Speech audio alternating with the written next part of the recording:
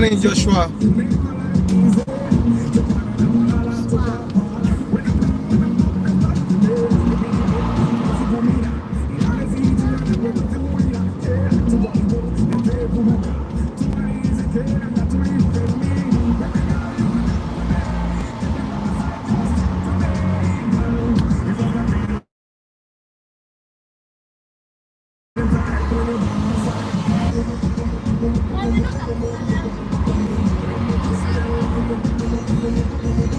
Morning, Antonio.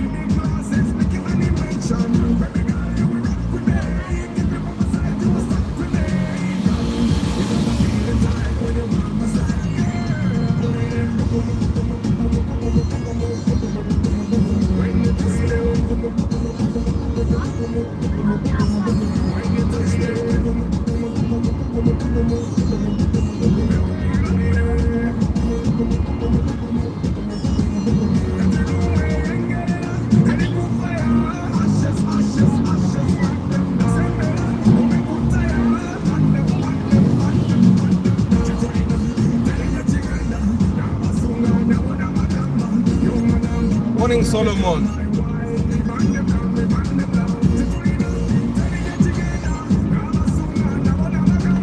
Nabagamba teria kuvimba.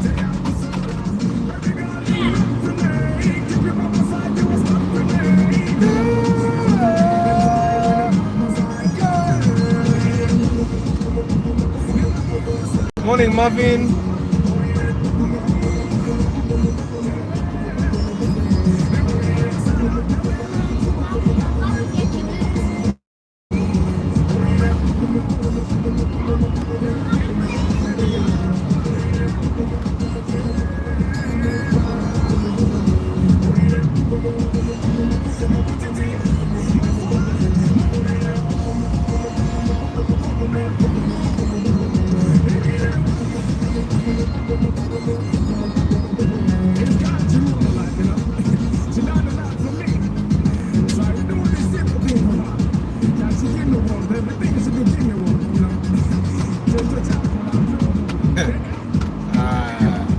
Solomon, what cafe is a situational comedy. You know what they call situational comedies? Situational comedies are comedies built around situations. Which take it as situations that we normally would ignore. Actually, this is funny. Yeah, so it's a situational comedy. You guys will enjoy the cafe.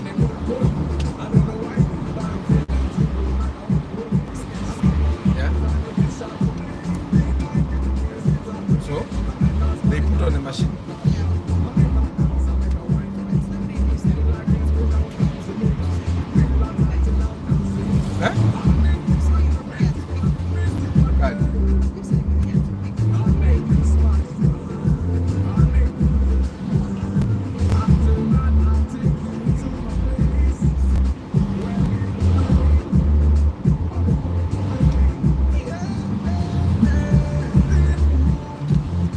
Jump.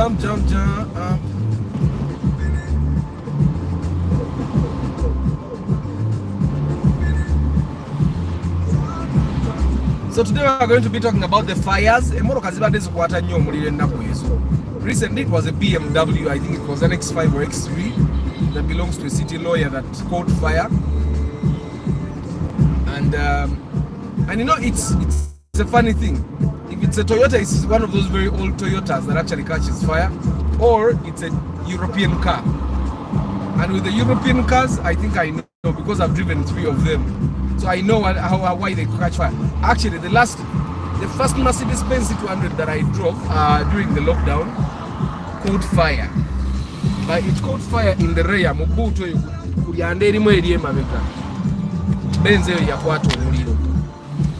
And I was basically entering the parking lot, and nempulira ebiwunya genda tunulayo nga ewali eryanda wakutta omuliro. So with the German cars, they are very specific.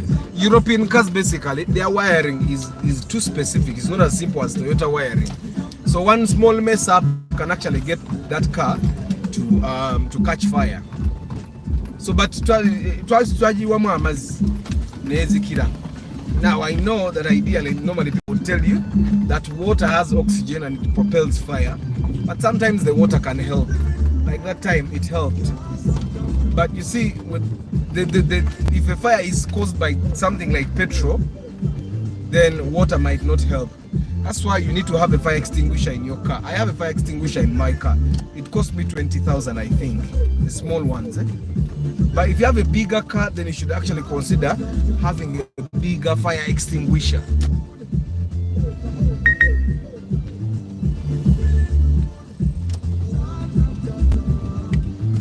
Consider, like, if you're driving like a new one, if you're driving like an Alphard, you should consider buying a bigger fire extinguisher. It will cost you like, I think, 120,000, and refilling is about 30.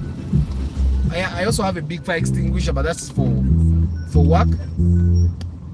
What's that? But you boys, I told you not to play with phones. The next time I get you playing with the phone, you will see what comes out of me.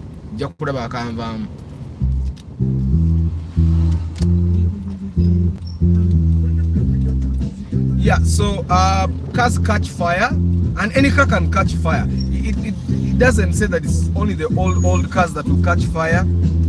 Even the new cars can catch fire. Yeah.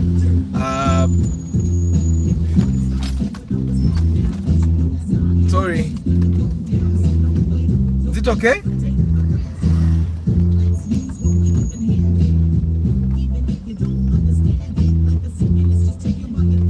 Good morning, Hashim. Chris Fitness, good morning. Chairman Zach, good morning.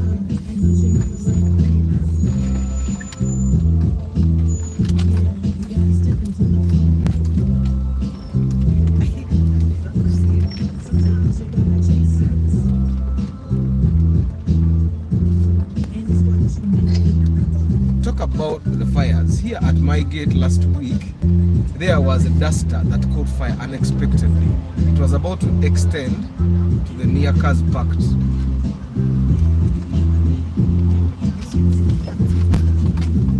Those fires, one thing you guys need to understand is, let me first talk about the European cars. With the European cars, if a part for a European car gets damaged, for example, the mechanic will try their best to fix that very part, and when it fails, now with the Japanese cars, it's okay for us to put it in Kenya. We know exactly what we are doing. But with European cars, majority of these guys batetenkanya butetenkanya. Jeshi batetenkanya tebachimanyi.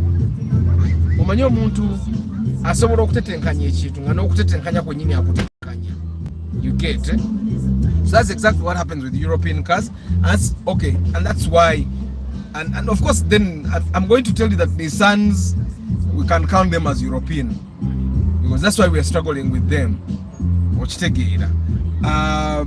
Japanese cars will probably have the Toyota, will have the Suzuki. What have you said? Everybody? You say everybody, and I hear? Say everybody?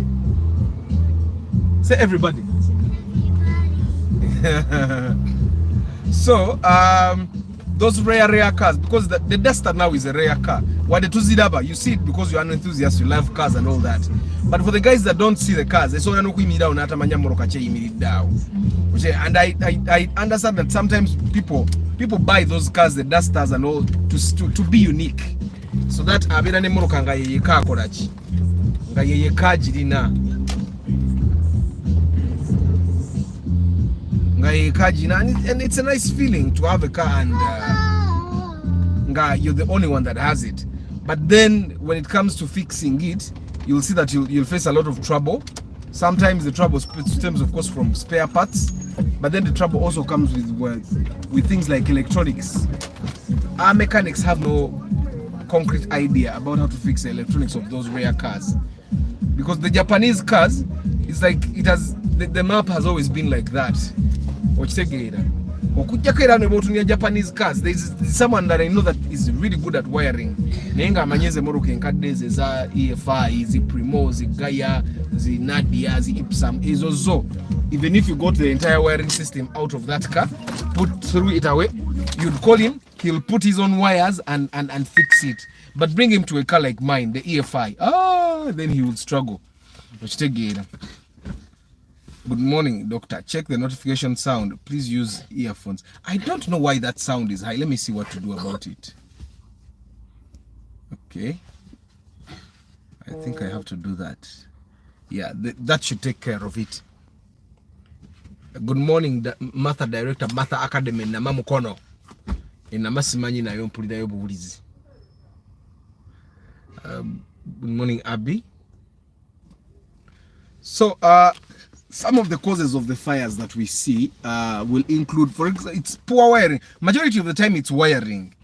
Like, I remember I was driving a Primo na ina akajigulanga na akave Mbale. I bought my Primo from Mbale. Zemotoka ezange ezemu nzijja mu kyalo. Actually, ndoza natiro project kaje nabasuubiza last year. I'm going to do it. I'm going to get it and fix it up and sell it to you expensively.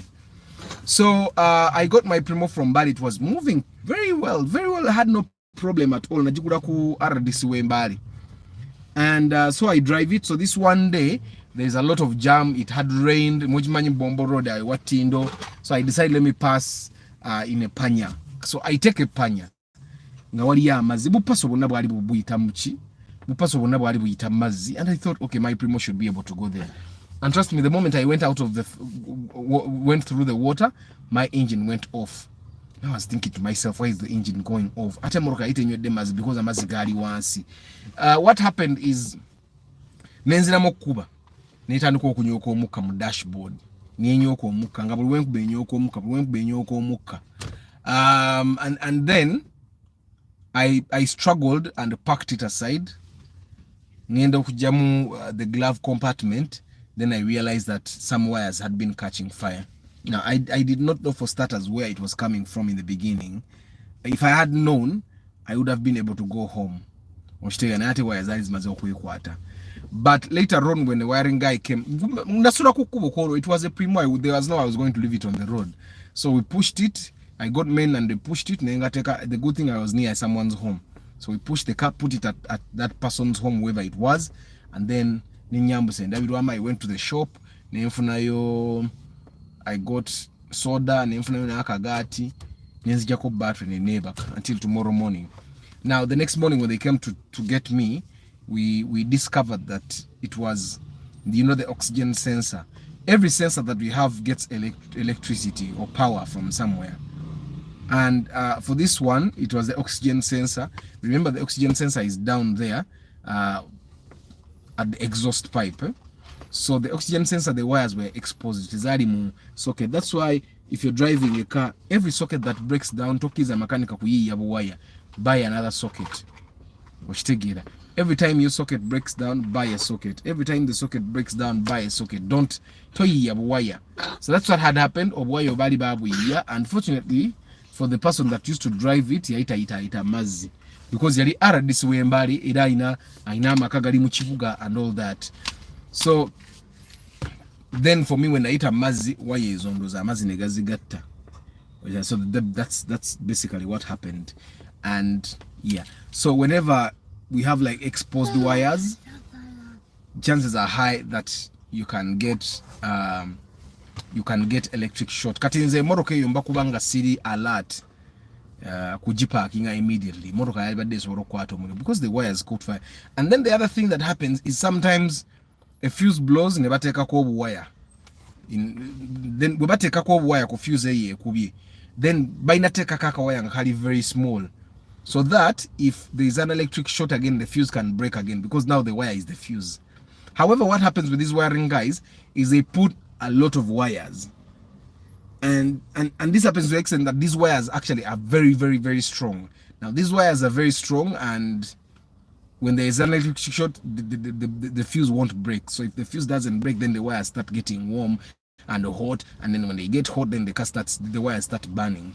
Now when the wires start burning, you know what happens next, which again, so it can actually get the Toyota Allion is a Corolla, so it has no problems. You'll enjoy driving it. So whenever and it's important that you replace fuses. Replace the fuses. Fuse wezikuba gula fuse endalo ziteko fuse za rahisi 15 12 okitegeera. So fuses are very cheap. So whenever your fuse blows, buy another fuse and replace it. Whenever your fuse blows, buy another fuse and replace it. Then for us guys that have sound systems in our car, you need to make sure that they put a solid wire, for example, from the radio or from the power source all the way to the boot. It should be a solid wire. Tebagenda nga bagatagatta wire. Omuntu ajja agenda agatte positive wire ekonenga ku body, because remember the body of the car now is the negative. Bwenekoonako over time, then esobola okukwatako omuliro there and then. So you should ideally be very careful whenever they are putting a new sound system. And then of course what we want wires and as batekamu alarm, batekamu car alarms, batekamu trackers. You need to be very careful. That's why me, when I'm helping people install trackers, I don't use just anyone. I want to have a person that is really clean with how they do their business. When they are putting security switches, that's why you find that majority of the time emotoka ezero kwata nnyo omuliro ziba zine emotoka enkadde. Why? Emotoka enkadde wiring bamuyiya nnyo wiring to the extent emotoka etuuka nga nayo yennyini temanyi what original wiring is of the original wiring of it is. Nemotoka yennyini etuuka neyeerabira. So kati bayiya wiring n'otuuka emotoka ate gwe bw'ofuna wiring omulala n'oyagala agize ku original, bw'ayagala okugiza ku original ate naye bwazza ku original n'atamanya lwaki baagijja ku original. So normally if you buy a car, like for us guys that buy old cars, if you buy an old car, you find the wiring was probably distorted. There is a reason why they distorted the wiring. There is a reason why things were put off the original and they were choose and they where it is. So instead of just wanting to put it back to the original, find out why it was changed. Find out why it was changed and then either work with it or fix the actual problems. I totally understand that sometimes you may not be able to fix the real problem. And if you can't fix the problem, then work with the car. There are things that I found that were not in the right place. And then I found out that some of the wires were cut at the end. You leave him the way. Sometimes you may find that a fuse which was supposed to be in the fuse box was put outside the fuse box. So, okusinga okwagala nti gwe oze ebintu mu fuse box, find out why that was changed. It's possible that the things were removed from the fuse box because the fuse box was had a short circuit. So, what you should do is either buy a new fuse box or leave the things the way they are. After this Duster was owned by a woman, I think she wasn't looking after the car properly. Yeah, it's possible. It's very possible. Antonio is saying that hybrids and EVs as each are seen. Morning, should we be worried about car fires? Yes, we should all be worried, and that's why it's recommended that you have what we call you have a fire extinguisher in your car, because a car fire can come out from anything. Now, apart from wiring, the other thing that can cause a car fire would be leakages. Whatever. Some of these things that we have in our car, like the oil that we use in our car, the hydraulic, these are all petroleum products. Now, I can't confirm if they are really petroleum products, but I imagine everything that goes in the car is a petroleum product. So, but anyway, you need to understand that these oils can catch fire. The leakages can catch fire. Now, especially if the leakages happen near the exhaust pipe, and then you don't fix these leakages. The leakages, now over time, the leakages become too much. The oil natuka na akwata kuli kuchi ku exhaust pipe. Natandika okunyuka. Now this is rare occasions, but it can happen. Nebo yabira coolant nga yatonya asobola okukwasa emmotoka eyachi.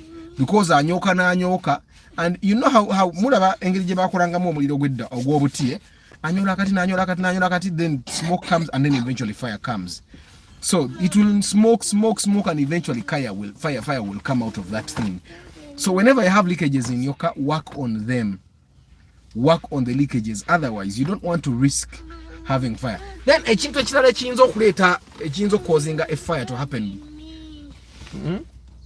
Leave my son alone. Tell her to leave you. Tell her to leave you. You tell her to leave you. She won't do anything.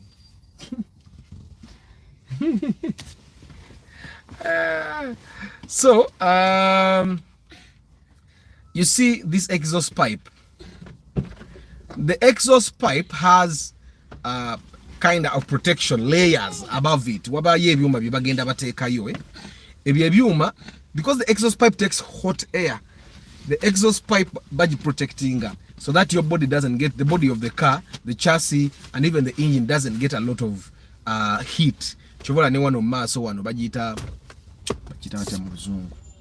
I've even forgotten where the exhaust actually is tied onto the engine. There is also extra protection. Why? Because the engine is not supposed to be exposed to too much heat. Why? This too much heat can melt things like wires. The too much heat can melt rubber. That's why you find that even in the engine, those seals, over time seals is zikadiwa. Katigo ugule moroka ni bagambe ina leakage because seal yakade. It zanti moroka mbi. It just means the seals have gotten old, probably because of heat. Sometimes these seals get hard. They get hard, and when they get hard, oil atandika okukola ki oba amazzi ne gatandika okuyitamu. That's just how leakages happen. Sometimes the heat kind of melts the seals ne bugonda ne bubanga ne buyingira gye butalina kuyingira oba ne buyitawo ne bufuma gye butalina kufa. Thank you, the exhaust manifold. Kati nzo oluzungu ekintu ekyo nakyogeddeko neggula ekiro when I was preparing for this. Naye ate ntuuse ku makya kati manifold nga kifulumye. Yeah. So it's important for you to make sure that those protection, those guards, by Ragnar, those guards that are supposed to be on the exhaust pipe, that they stay there. And if they were removed, make sure that you buy replacements and put them there. It's very important that you do that.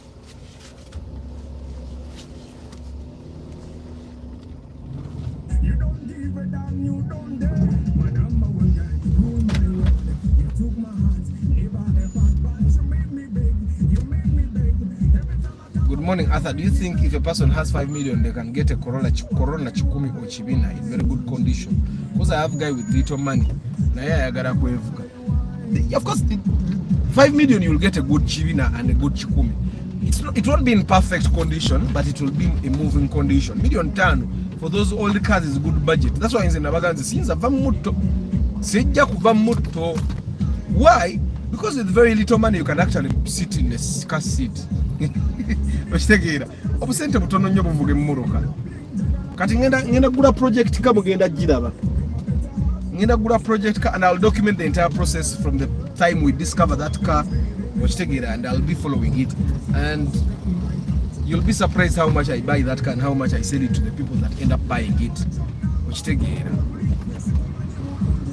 To you guys, I've realized the people that drive Suzuki Swifts bavuga bubi.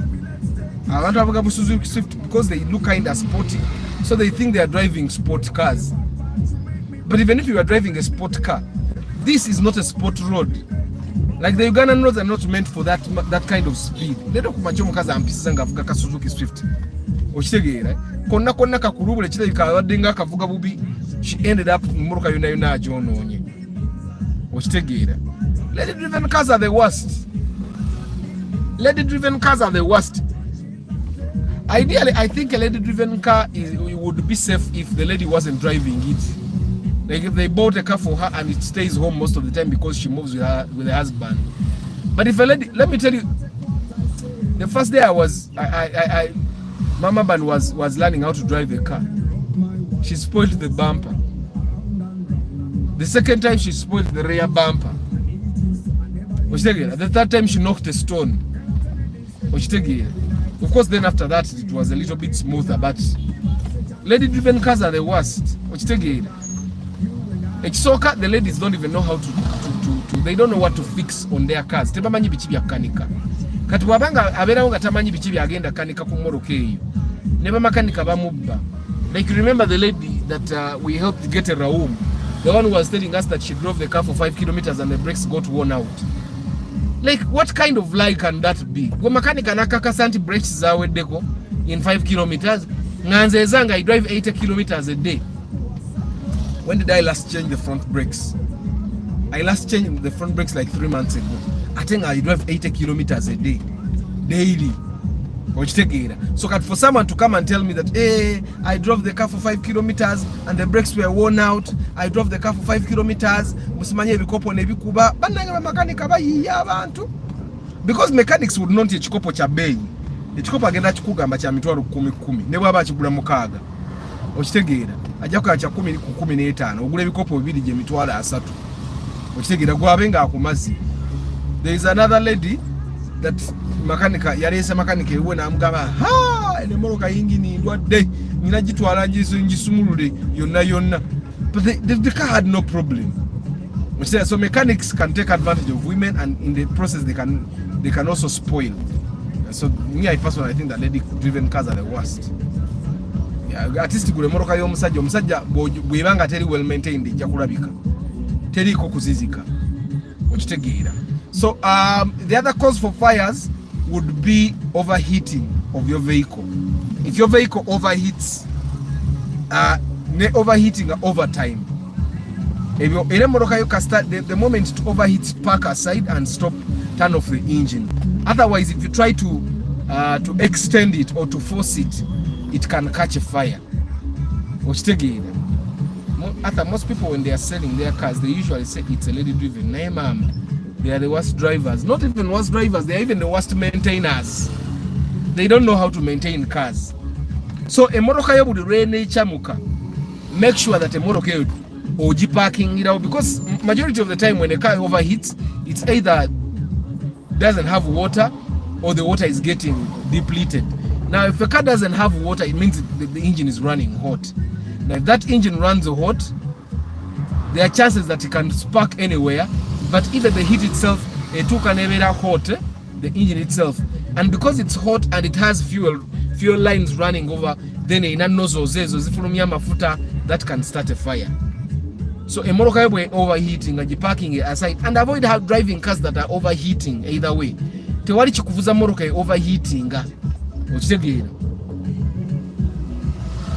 And then for you guys that are driving new cars that don't have temperature gauges, we know because by the time the car is warning you that it's overheating, it has already overheated. So the moment it shows the red light, park aside. There are some of those cars, the Vits, that don't have the temperature gauge. So amazi emoroka jikebere every morning, kebera amazi every morning to make sure that the radiator has water and make sure that the car actually doesn't have a leakage. Sometime back Musomesa, the one that drives the Valvematic Wish, water pump here far. Now the water pump way far, it starts leaking. Amazi gata nikoku leakinga. Water starts leaking, getting out through the water pump, definitely.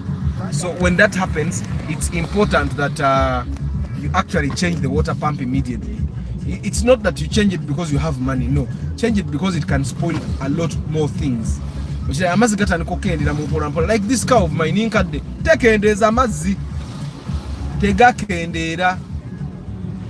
but it's important that you check. And I remember the last time that water was reducing, it was a water pump, but that was before I changed the engine.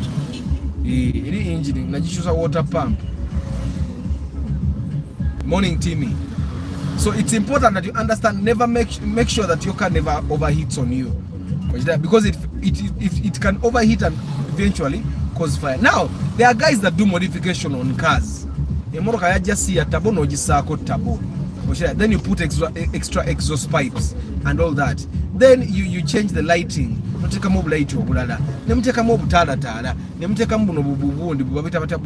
Tweeters. You modify the electronics of the car. You need to be very careful. When you're modifying the car, you need to also be very vigilant. You make sure that every wire is insulated. Otherwise, those are things that can start a fire. And you know, one thing that we probably haven't noticed, why most industries use diesel cars. They use diesel cars not only because diesel seems to be an economical fuel, or diesel cars are economic, no, but because diesel also takes time to catch fire. That's why you find that factories and all those guys and all most of those big trucks, they are diesel trucks.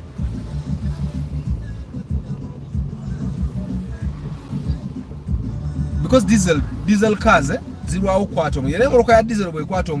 it's extreme. But for the petrol cars,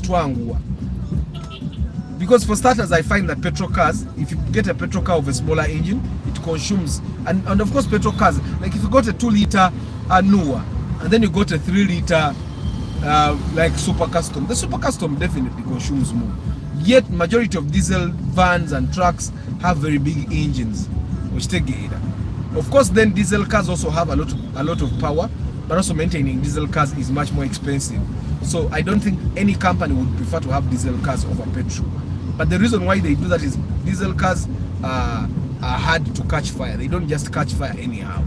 So you need to also understand that. Then you need to be very vigilant. Okakasa battery. The positive terminal of the battery needs to be covered. That's why when you find a new car, the positive terminal of the battery has a red cover. It's not just to warn you that it's a red tab, it's a positive terminal. No, it's protecting. In case the bonnet hits that red terminal, it will kill. I remember there is a time, at that time I used to have a Caldina. And so then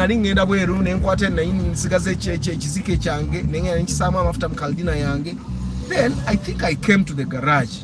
And these guys wanted to jump another car. Omvubuka yali mugolozi yali akajja mu garage. Nimba mugamba najja ku battery nage na jumping. Mukujja okuzzaako battery ku mmoloka. N'agatta positive to the body. Distributor neekuba. I had to buy a new distributor. That time I did not even take the car. I took a taxi because there is a cent endala. So then I went. Then when I came back, I bought a new distributor for the car. So you need to be very careful. Now that killed the distributor. But if 16 million, I don't think so.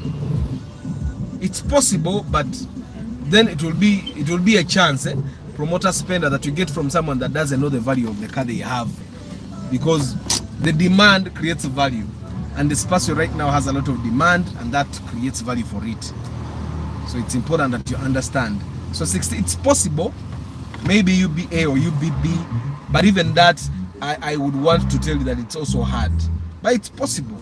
I can't rule it out. But the way the Spacio is, ntibali batuguza UBD million 25 nga ate MB okitegeera teyali nnungi. So you can imagine, then a UBB will probably be like 22, 23, then a UBA will be 20. Okitegeera kati ndoza okiraba. In that 16 you will get a USR Spacio if you want a good one. But there are chances that you want a number plate. Nga gweyagala mmoloka ngeri mu UB. Naye bw'obanga oyagala Spacio nungi, at your money you get a UA, it might even be UAS. Okitegeera. Naye nga ate your 16 million is not bad money. So the battery is very important, that your battery is fastened in position in your car. Ate not have this mama genango okuba kubebinya, because it could jump and hit the bonnet, and that can spark a fire. Okitegeera. And then that brings us to the hybrid and electric cars. Why are they catching fire? For starters, I find that hybrids are not a worthy investment in Uganda. Zenga Arthur. We don't really need hybrids. Of course, the hybrid saves fuel. Someone told me they drove the Harrier hybrid, and they used about 20k to go to Masaka and come back. I don't know how true that is. I don't know how true that is, but of course, I've read extensively about hybrids, and most of the literature that is there about hybrids is that the batteries work a lot in stop and go traffic, and then when you're on the highway, because you need a lot of power, then the engine comes back on. But I know there are moments that probably the engine will go off and then you'll stay with the batteries. Because it's hybrid, that's how it's supposed to work. When the battery is full, probably then you use the battery and all that. But according to the literature I've read, on the highways, majority of the time you'll be using the engine and not the battery. But that it saves some fuel, it saves you some money. But then you need to also counter it to factor in the money you used to buy the car. Hybrids are very expensive to purchase. If you're going to buy a normal Corolla, you'll probably buy it 70 million, 80 million if it's brand new. But then if you're going to be buying a hybrid, it might cost you about 120 million. So extra 40 million is not worth it, personally. That's what I think. And then when we're going to buy the normal ordinary cars, you'll probably buy a Toyota Corolla at let's say 35, 40. But then you find a hybrid being sold at 70, you get, because it's a hybrid. And that's, I think even the taxes increase a little bit, even the profitability has to be good for the bond owner. So I find that it's not worth it. Then when you come to fixing these things, these batteries, water can sort these batteries, and then any short circuit can cause fire. Which take it. Then also I find that the way we are driving, when these guys were inventing these hybrids, they did not think about potholes.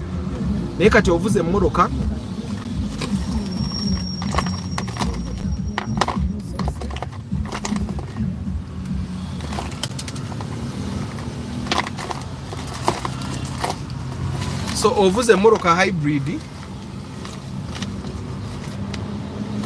ogikuba mbinnya okitegeera amanda ga hybrid I can tell you that gagijja kubeera affected. Kyova olaba ne bweba laptop n'ogisuula multiple times eryanda along the way lijja kufa. Kebeera essimu, you drop it a number of times eryanda bajja tuuka bagambe liri damaged. What could be the correct market price for Toyota Vanguard 2002? Kakati, the thing with Vanguards, now they have demand. That's one thing you don't have to ignore. People want the Vanguards, but also it will depend on the condition and who is selling. You need to understand that right now there are not so many Vanguards that are on sale as well. So kati omuntu ajinanga ajitunda jatambula mu katala anarenga tezili muna yasere. Okitegeera. But I don't know, you talk to a number of brokers and then compare the prices and then get the median price. Jeke, oluzungu oluwulidde lwenjogedde lwaba mathematician ni median price. Izo wankogedde nno wakyamu. Ebintu biswaza bino. Oyogera oluzungu olowooza lw'olwogeredde we, okumba olwogeredde wakyamu. Okitegeera. But William, I think you should get the median. My son Urban yesterday, I think he has learned to say he'll be disappointed, I'll be disappointed, I'm disappointed. I think they learned the word disappointed. So yesterday, I was supposed to buy them ice cream. We go to Shell and the supermarket there doesn't have ice cream. And then I kept telling him, this is the only place I can trust to buy ice cream for you. But then he kept saying, Daddy, I'm very disappointed. I'm very disappointed all the time. Every 2 minutes he would say, but I'm disappointed. Daddy has disappointed me. I feel disappointed. So he learned that coward.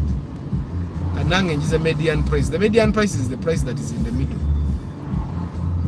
Other advice, I want to buy Alex for my mommy. I don't care about the number plate. Tojja kujifuna 12 and 13 tojja kujifuna. Mama mufunire VTs. Yegenda mwezo sente nga nungi. Alex tojja kujifuna. But you guys, 12 million is a lot of money, but not with the car these days. Alex, you should count the minimum of 16. Minimum of 16 million for the Toyota Alex.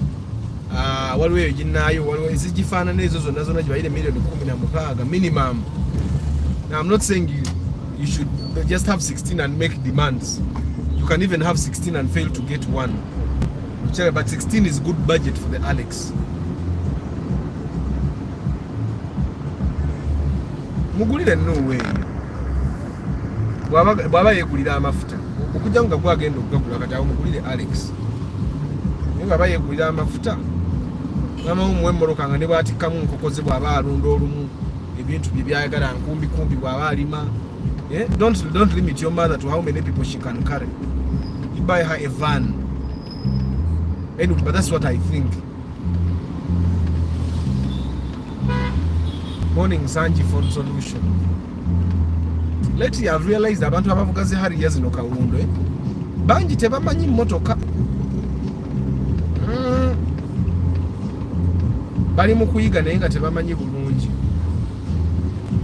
I want a very clean Toyota Starlet, preferred manual too, for the start advice. Auntie Kakati, where are you going to get the clean Starlet from? And for more than that, where are you going to get a manual Starlet? If you find a clean manual Starlet, they are going to tell you 7 million. I'm telling you that. Because for someone to get that clean, they either kept it and sacrificed to keep it clean, or they bought it not clean and they made it clean. Ochitegera mulinde project ka mujana jegula bei wano ngamazo jitereza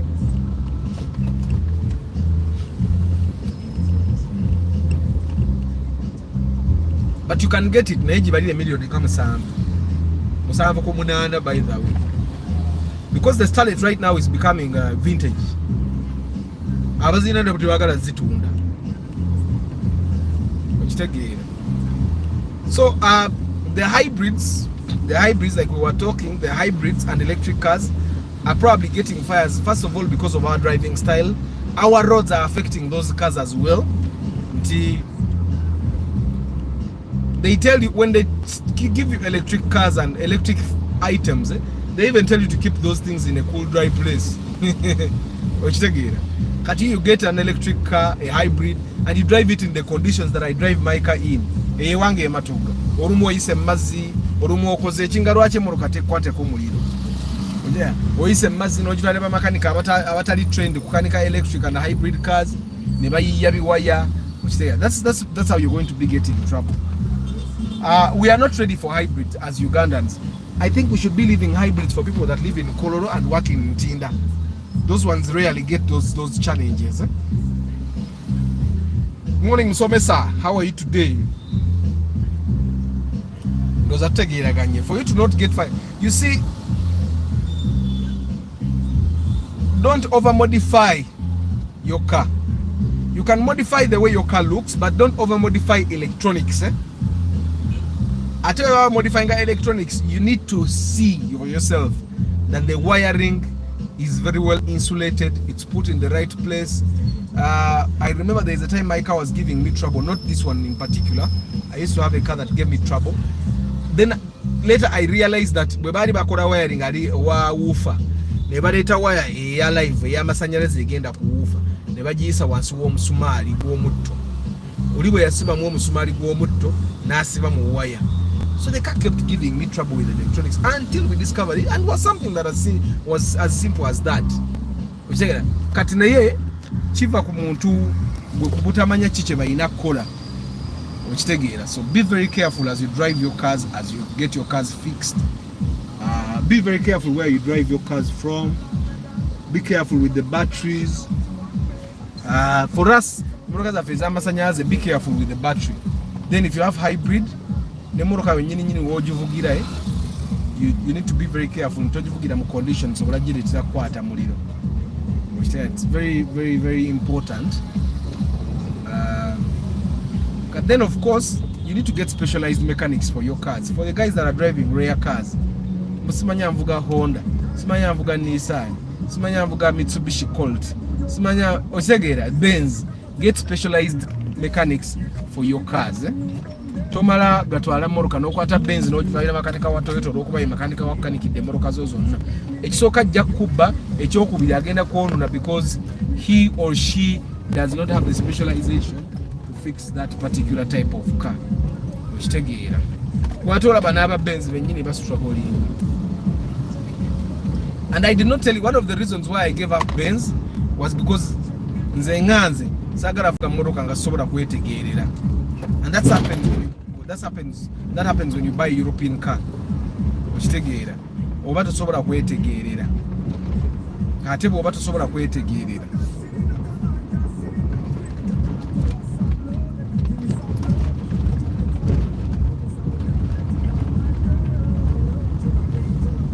Watu sola kwetegeera makanika bw'aba tategeera totegeera nti tategeera ekyo nakyo kikola okuleetera ebizibu okitegeera. So for us to avoid the fires, First of all, take care of the electronics. Make sure the car is well lubricated. Ina amazi ina oil nga bwe ina okubeera naye awojja kuba weeyagala. Then make sure it doesn't have leakages. Even coolant can cause a fire. I know sometimes we think that coolant gabanga maziwa. Coolant has chemicals. Okujja ng'olina mazzi mu mmoloka yo. Naye bw'oba olina the real coolant. Coolant era bw'omukwatako bw'oti ayinamu oluntu olulinga olu oil. So olwo oluntu lusobola okuleetera ebizibu.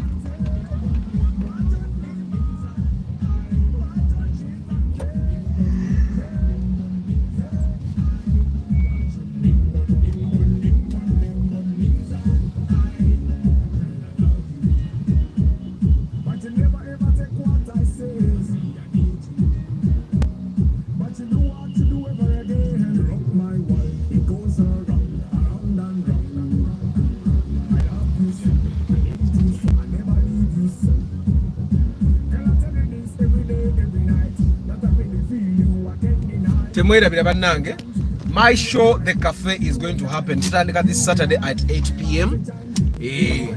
On the channel called Pal Magic Loco. I think it's channel the codes, but it's both on DSTV and GoTV, and even on GoTV is on the very basic bouquet.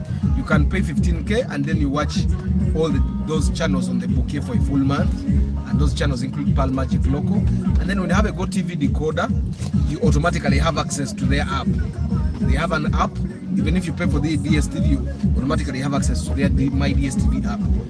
The only thing you have to do is input the DSTV decoder or the GoTV decoder code in the app, and then you'll have free access to all the channels that the people that are watching via the decoder or your decoder are having.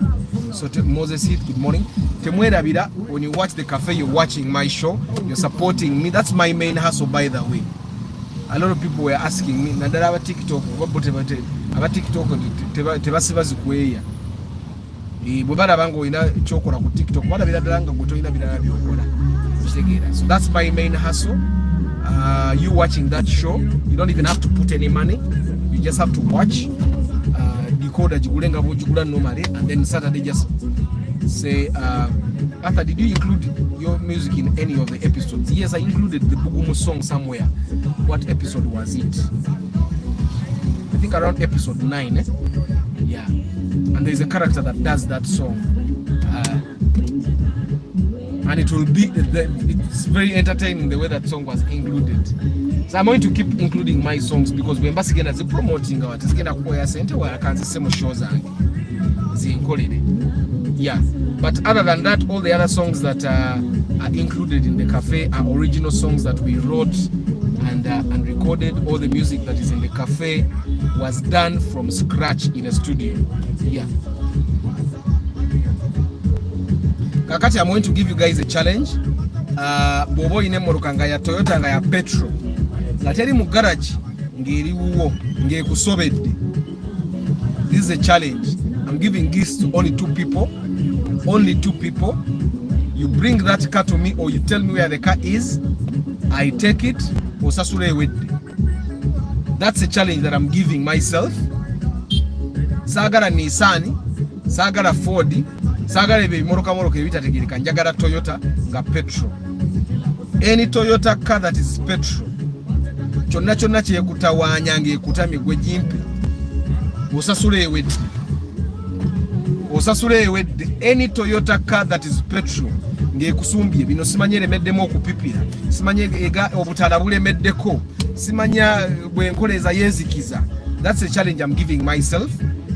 But the terms and conditions are, it really has to be your car. It means it has to be in your names. Kitegeera emoroka eyo erina kuba mu mannya go. Saagala kumba moroka za mikwano gyo. Era bw'aba mukwano gwo nga yayagala njimutereereze.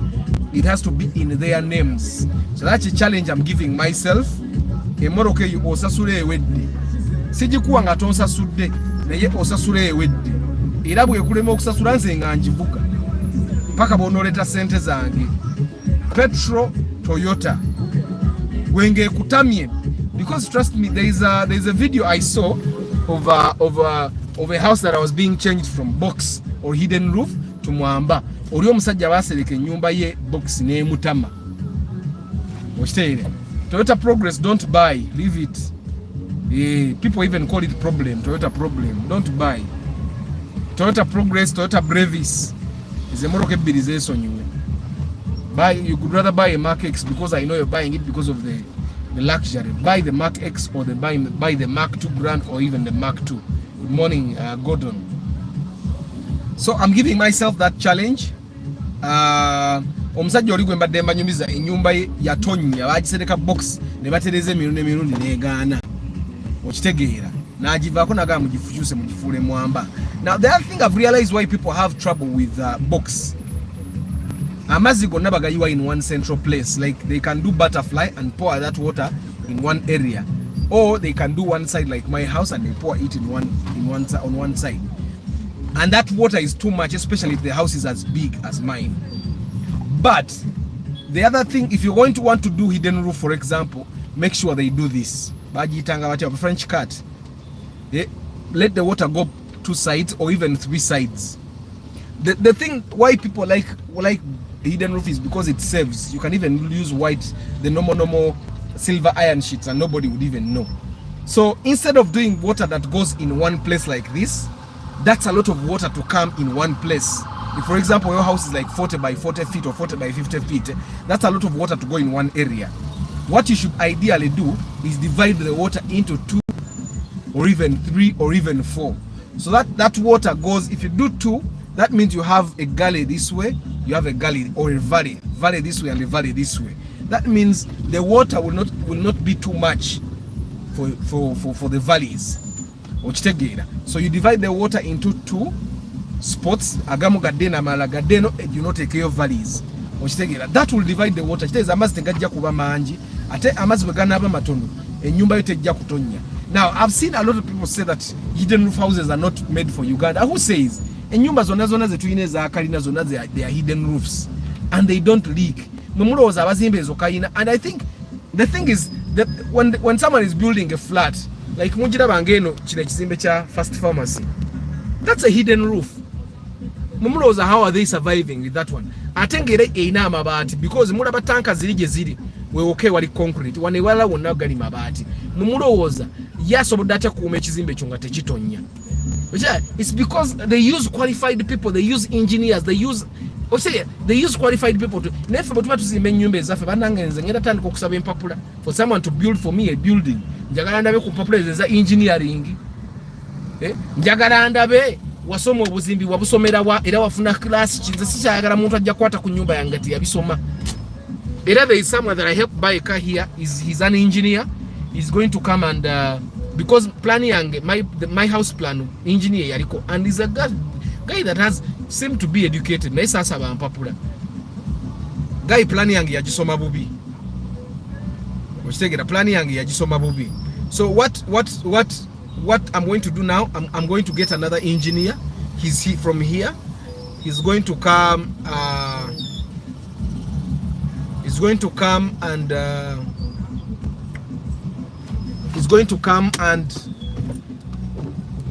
develop for me another 3D of the house that I have now. Sagara Jichusa. I want to now work with the design that I have, the misread plan, and then make it better. So he's going to come to my house, look at it, and then give me a better way to make it happen. Enyumba yange yote kyatonya kati weri yaterera. But then I realized that one of the reasons why enyumba yange yatonya, it was an idiotic engineer.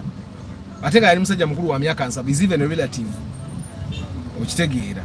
And yali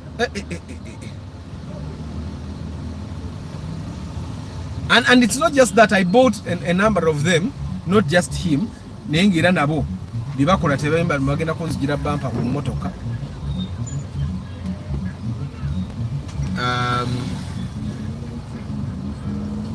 William, you're saying can I take Toyota Progress girete gwe kastonga amanti gwe gikoleterere osasula ewedde bwene kulema okusasula tutunda motoka nenzija yezange nawe nojja yezizo okitegeera Progress girete natondetera motoka nga bagisunda sumula dayingi ni chovola be motoka eziri mu garage nziganye because ojja kuba ne motoka ngiri mu garage makanika bataganjudde olumba babyemu spare parts and all chovola njagala nye motoka nga already erimu akatambula naye ng'ekola ki nga the what it takes to fix that car is too much for you obanga bamakanika bakutamya because like the hidden roof house omuntu esobola okumutama ne bakola ennyumba ne bajja ne batereza ne mutama like that person gwe nalabye the guy that did a video said emoroka ennyumba yoyo guy bali bagizeemu hidden roof nga bakoze gale biki ninge eganye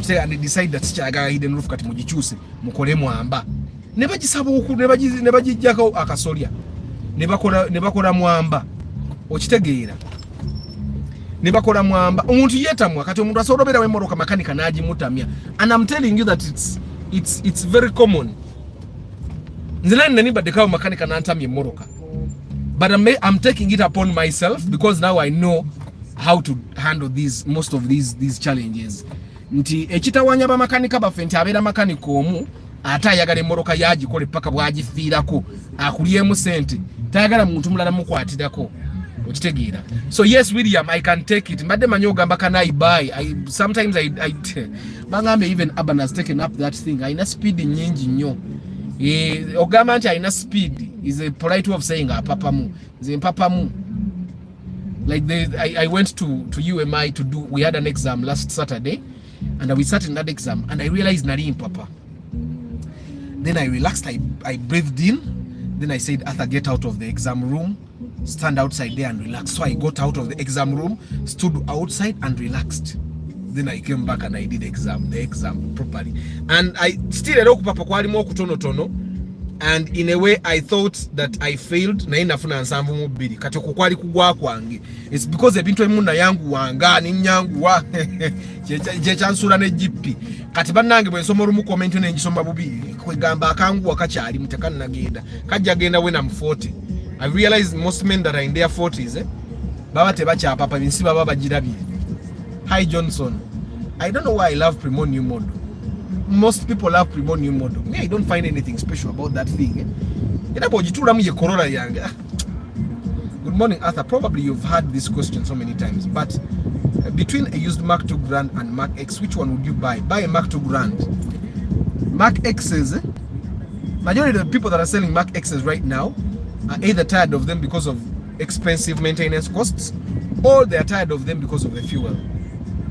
Either way, I wouldn't take a Mark X. The Mark II Grand is 2 liter, which makes it easier to fuel and even maintenance. The Mark II Grand is the same as the Mark II Musota, and I drove the Mark II Musota for a year, and I'm telling you, those with high jets, Arthur is here to help. And kati high jet, nyinzo kwate moroka wene mkaka tugenda gula yingini. Warwe moroka ezimunga yubo onojirete egenda kukomekera ngoguze yingini. Atera high jets, majority of them makanika babu tetenkanyiza sagala moroka nga makanika agitetenkanyiza nnyo na asumula yingini nakola biki gwegigwerete moroka yo. Ne high jet ngalumbe. High jet temumpa. I used a hidden roof and I used that butterfly, but it works perfectly. I've never gotten a problem. I used manual valley and very wide. Yes, Hashim, the valley has to be very wide and sometimes very deep. But me now, I've realized that people have very few problems. Actually, you can use butterfly, but use like 2 butterflies. No jawulamu neyiwa wano, neno side nda no damu neyiwa weight. Amazo ga reducing negaba nga tegaddamu. But I think Hashim, you got people that know how to roof butterfly properly. I want to re-roof my studio. Yetwa shooting in the cafe. I want to re-roof it. Hashim, ogenda kumpe number ya guy we ya ku-roofing ira. Give me his number. I need a roofer. I've realized that sometimes a bit tutawanya mutachusa muko ku bantu. So Hashim, kindly WhatsApp me the number of the guy that roofed for you. I want to re-roof my TV studio.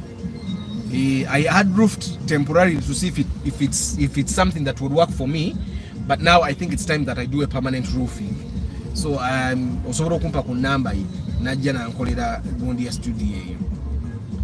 Morning Daniels. Arthur, about WhatsApp group, can we purposely have it for an end of your charity to some needy people out there? We can contribute as for the love of cars family and we give back to society. Yes, we are going to vote on that. how is maintenance for Primo new model? Maintenance for Primo is like for my Corolla. Almost buli chintu achiri mu Primo new model chigenda mu moro kende. Eranza hey na munda bano mvuga Primo new model. Yes, I'm driving Primo new model. Of course the Primo new model edi class above kwene motoka kuba yo bagiseramu. Okitegeera. But definitely, even if you were to get a Corolla of the same year as the Primo new model that you guys want, it would still be like 45 million. Okitegeera. Ira na yeba ya beimu. But the Primo new model is overrated. It's unordinary car, probably because there are so many on the road. So now it becomes too ordinary. So we can start at GT tunafuna yaka aba nga netaga yoka project ka. Obo motoka ekisoka, one thing you guys need to understand about those old starlets is that majority of these old starlets are driven by people that don't have a lot of money. I'm not going to say poor. People that don't have a lot of money. And because they don't have a lot of money, they still don't have money to upgrade. So this is the car he has. Tagenda jitunda. That's the thing that happens with starlets. Okuja konge mutami. Neka tengeri jengendo gula project kanyizo bale tirayo starlet. Na yate sijja jiguza bei ya project car. Banze ngenda jikolera. Njikole buli kimu interior bichi. Atenze njikusere. Okitegeera. Nze ngenda bagulira project car tenji basere. Mumpe sente. I'm trying to dare now. I'm daring myself these days. Katinata daring. And I'm going to dare myself first of all with that project car, and then I'm daring myself with those cars. Katimagezo gambio ina progress. Na enja kana moroka ngeri manyago. Oba secho nyinyo ya ino kujinewera ngeri manyage. Sagara ku bintu nyo bya kutetenkanya. Ate nyine moroka ya tata wange. Tata we abajinewera. Okitegeera. That's basically something that's like strategy quality control over crisis management. Sagala malotereze moroka y'omuntu nga yagipasiye nanyini yajagambe mwabane motoka yange bagende bansibe. Okitegeera. Bano babbe moroka yange babadde babo bagikanise no gikanika bagala givuga bagitwale Kongo. Okitegeera. So I'm trying to cover my ass there. Sebo nze sagala gojinkolera njagala jekolera byenjagala. Tofa nze nyinzo funa yo nga bbiri nze nenkuwako emu nange nentwalako emu. Nyinzo okolako emu nange nenkuwako emu.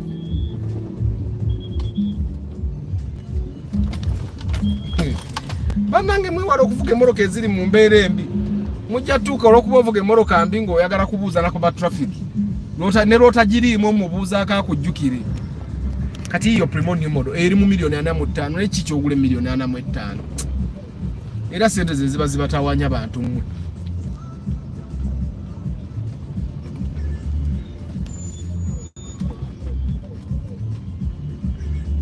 Mwe buli mpola just batunda tebatunda.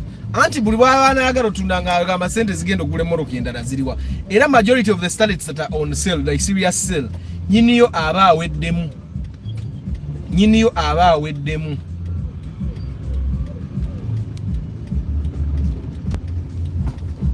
To the ex ebiseera ebisinga abaweddemu nga talina na kyakulya. Nenga katate, it's the same thing that happens with the Golf 3 owners, Golf 2 owners. Kekamoroka kaba asobola, like someone commented on TikTok na agamba naye atho tulemesa okugula Benz naye nga za rayisi sinna muddamu. But it's not my mistake that Mercedes Benzes are cheaper to buy than Toyotas of the same function. It's not by mistake. It means there is something. Waba wensonga lwaki okugula Crown ya bei okusinga C200 ey'omwaka gwe gumu. Okitegeera. There is a reason. Because I can tell you that wadde mugenda ne mugamba nti Benz biki Crown ya bei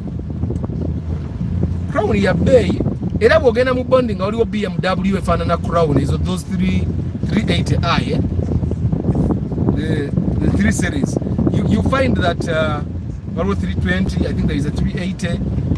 Osanga nga the BMW, the same model like the Crown will be much more expensive than the BMW because of reasons we all know. Easy maintenance, reliability, and all that and all that. And then resale value, definitely. It's like, yeah, the Crown, if you compare the Crown and these normal Toyota cars, the Crown has low resale value. But then if you compare the Crown and the BMW of the same model, of the same build, the Crown will have a higher resale value than the BMW. Same thing, it will have a higher resale value than the Mercedes-Benz.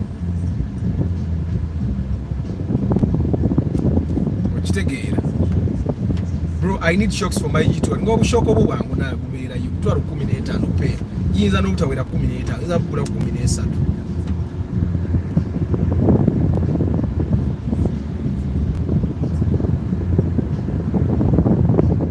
Oba even ka Corolla 2, buy the Corolla 2. Nenga na bote bulabika. Era ne bu Corolla 2 ababulina abasinga embeera yeyo.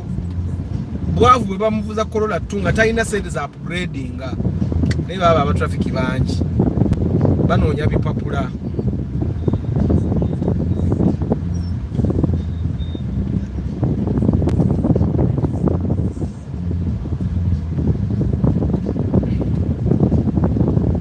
Ino n'omuntu avuga emmoroka ey'ebbeeyi nga yeekunyaanyiiza yenyiga nga alinga wa taxi, alinga avuga ate nga nange namukadde yange sikyenyiga we sijja mukanike emmotoka enkuba egenda kuba nnyingi mpaka December ate alina mmotoka waakufa. Are you sure that's the forecast? Ala ate alina mmotoka mu nkuba muno abantu babonaabona. Someone just wants to spend on what they want just for the sake of gratification. Era jekebera gratification ne million na mutano for a primo, that's too much money. And by the way, it's not like they have a lot of money. Nti omuntu alina nnyo sente nnyingi yagula primo yana mu 5. Sometimes abazaali naga kanzigule mu primos nze ndifa sivuze ku primo okitegeera. Those buying the primo at 45 million just love the car. True, it's not worth it. Naye I'm always late. Era otuuse late ngenda basiibula. Lwaki sibasiibula? Because kumpi ntuuse. Kati munyumirwe ka view. Ninge ebyomuliro mbimazi. Mwe mulowooza lwaki emmoloka za Toyota tezikwatakwata nnyo muliro? Era bw'osanga emmoloka ya Toyota ekutta omuliro ebiseera ebisinga, it's the radio installation that was bad, alarm installation, woofer installation bye bireeta omuliro. Mposi ne bantu ba Toyota abasinga bayiiya nnyo amasannyalaze, fuse n'ekuba nazzaawo akawaya. Ate akawaya n'akambadde nnyina okubaako bwendagana enneerabira kangende ku biwalala. Naye let me see.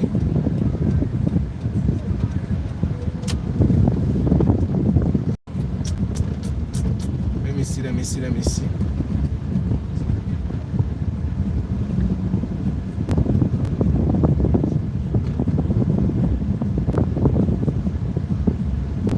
Sijja tambuzaawo bigere bannange. Sijja tambuzaawo bigere. Kambugewe emmotoka.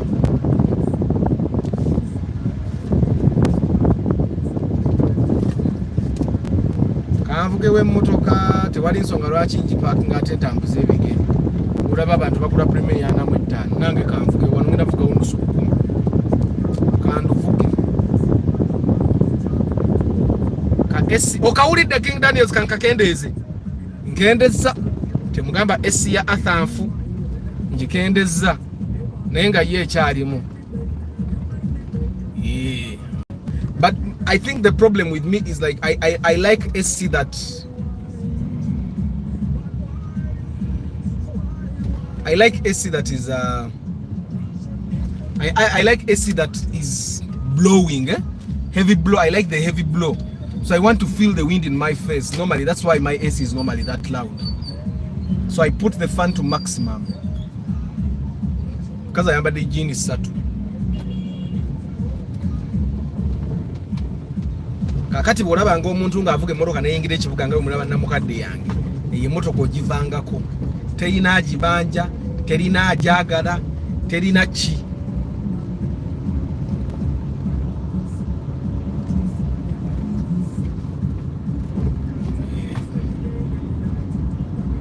So mwe bagayi mulowooza ninga parking nnyingi mu kibuga, abantu temunnatuuka. parking mpitirivu mu kibuga. Ngenze wenda ganyina kwetoloola okufuna parking kwanyi saagala nagisasulira ngenda kulwayo.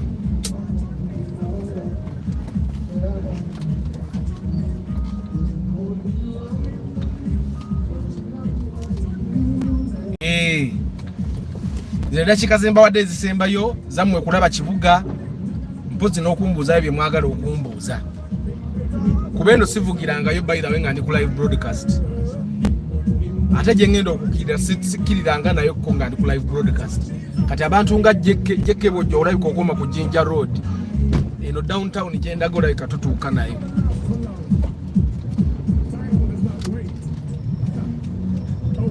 Gye bayita mapeera ogirengedde ne kavyu nga katabbu bantu mmwe muli ba mu mpaka ki kavyu nga katabbu. Ashimwe namba tojerabira baba gintereko ku WhatsApp namba yo guy we yakulufingira ate mwetaaga as soon as possible.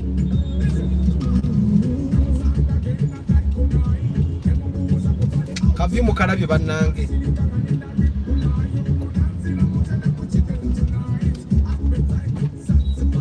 London Chambers Prime Complex tonnanga ate bire bizimbe bujjonga sibiraba okuyingira ekibuga ng'oli mu mmotoka nga kyanjalo Titanic Plaza ibyo bizimbe byonna binambadde nga sibiraba bw'oba otambula oconcentratinga mu kutambula.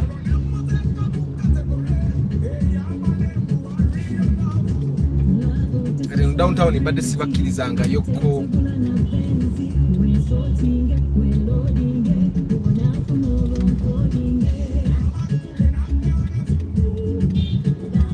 Nijendaga nga kajjamu kalinga ataaka kutta.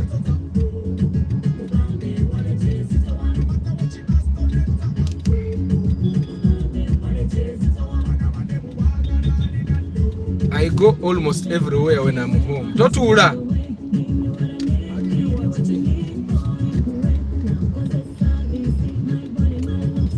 If you ever get time, please talk about the nice locations you want to buy land from, like secure place and reachable. I think to me every place is good. Personally, I believe buying organized environments, organized estates. I believe that's where we should be going. Ngaba vubuka. Live in an environment that challenges you. That's what I believe in. That's why for us we built as far as we went. We didn't have a lot of money, but then we wanted an environment that challenges us. And trust me, my neighborhood challenges me. But neighbor moroka zebavuga enyumba zebazimbye, the kind of life they are living, what they tubeera mu kyalo kitageera. You need to live in an environment that challenges you. Ata nuwa tute 10 is better than the nuwa filtwara. Yeah. Johnny. O comparing a nuwe nganda ku nuwe Engereza. Eh? Eri nuwa 2010 Engereza. It's British. Eno nuwe no eyo filtwara yo. Eh? Sina nganda ya mu kyalo. Yeah. Johnson Street ogitegeera nze sinyimanyi na Johnston Street yeriweyo Johnston Street Johnston Street njulira mbulango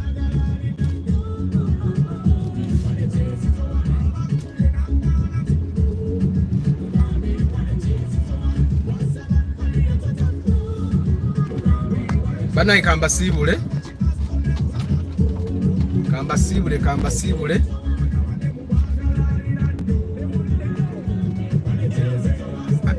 I saw like YouTube actually brought the option of me broadcasting in wide angle. I'm going to explore that later today. So Mugalasi Joshua, Antonio, Solomon Chitumba, Muyanja. But guy, don't forget that my show, The Cafe, will be showing on Pal Magic local TV station, Erikugo TV and DSTV every Saturday, starting this Saturday at 8 p.m. Yeah, support my main hustle. Of course, you will enjoy, you will learn. Ebintu bingi byogenda okubanga atonyumirwa mu cafe byogenda okuyiga. Byobadde nebimu obadde tobimanyi. So don't forget to watch The Cafe every Saturday temwera nakumpa abantu ba pre-purchase inspection naka kasente nkagatteko abaana banywa amata kati kansome kumanya kati mwina bimuuza n'ekibuga mulabika mwakiyigadda temwagala kumanya. Ding ding ding ding ding baby girl, ding ding ding ding, you're done forever.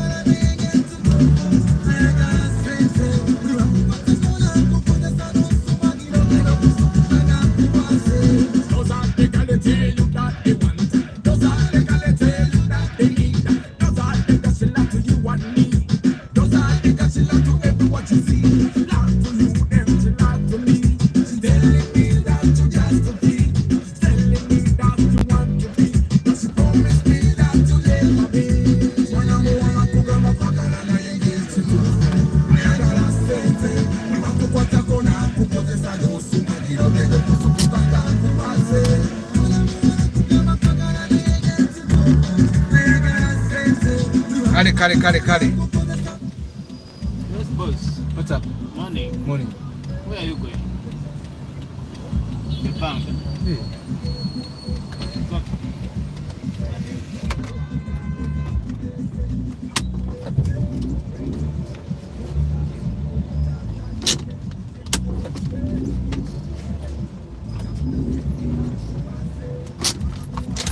So kamba siwule bagayi bange. Hashim Bambi mpereze namba. I'm serious about it. Chairman Zach, Lubura Chris Fitness, Deep in Coffee, Martha Director, Martha Academy, Abibu Kenya. Park properly, then in front, I have space for another slot behind you.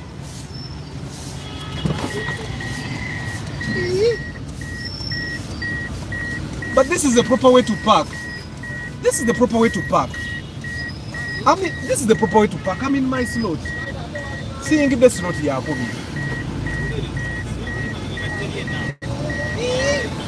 Nenga ndi mu slot yangu. Muzi wima biganga yatamanyi ku parking. Ndi mu slot yangu etolaba line way teita ku bumper yangu. Ara abasirikale baba bali bavuze ku motoka. Kujangu wima biganga yatamanyi ku parking.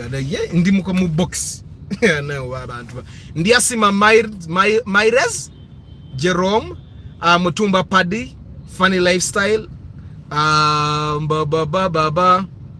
Jombwe Juma, JK, Pade, Timmy, Promoter Spender, William Magezi, Deep in Coffee, Nsanji Phone Solution, Somesa Samuel Sise, Moses Heath, Karemire Gordon, Johnson Lubinga, Pasco Joseph, Seth Kagaba, Hashim ngogede milune, Andrew Subuga, King Daniels. Yes. Bana imwe bari kubera ku broadcast. Now when you're watching this broadcast later on in the day or in the week or something. Yeah, thank you very much. Joshua, of course, Musazazi Regan. Yeah. Senkindu John, Nickton Dalton. How much is the new battery? Jibaide mitwalo ngabiri ya Spasio. My neighbor's challenge in Bulindo is something else. Oba sente bazijjawa.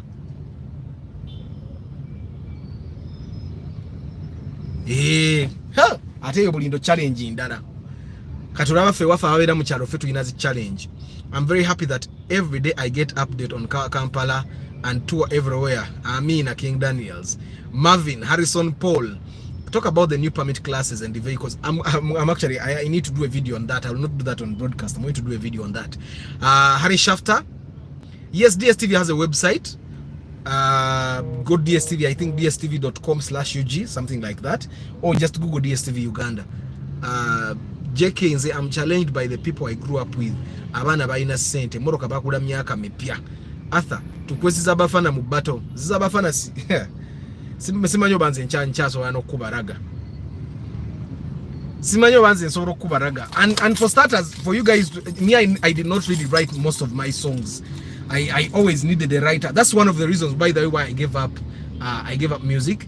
I realized that I needed someone to help me do everything. I could sing, but I needed a writer, I needed a producer, I needed a video producer, I needed it was just too much needing that someone needs to be. You need to start a business where you're going to be a little bit independent to do stuff for you, and that's one of the reasons why I gave up on music. Yeah, but anyway guys, I'll see you tomorrow morning. May God bless you, and I hope you guys remember the goals you set as the year was starting, and that you're achieving most of them. Ciao, see you tomorrow.